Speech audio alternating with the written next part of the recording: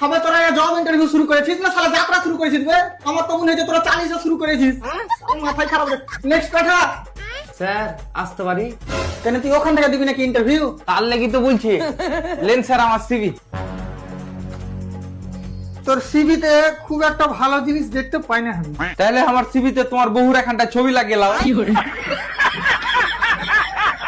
আগে চালাতে দাও, তোকে যতখানি জিজ্ঞাসা করেছি ততখানি বল। আগে কি করতি? হেলিকপ্টার বানাইতে হুম বাহ, এ ছেলে ইন্টেলিজেন্ট আছে মনে হচ্ছে। কোনটা করে মানে দেখ। খাতাতে বানা চ্যালেঞ্জ তো নিয়ে নিয়েছি যে দুবাই থেকে ঘুরে আসবো, কিন্তু খাতা থেকে দেখছি এ দূরে খেলেছি।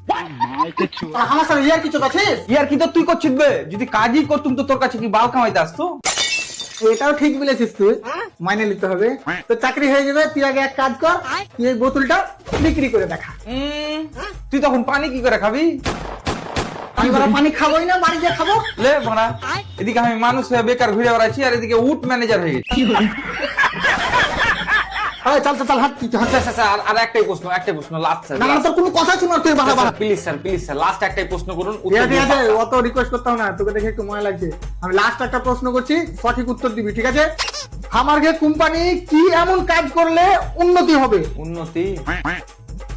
উন্নতি বলতে সর্বপ্রথম তোকে বাহির করতে হবে কোম্পানি থেকে। তোর কিছু বালের ম্যানেজার বোতল বিক্রি করে।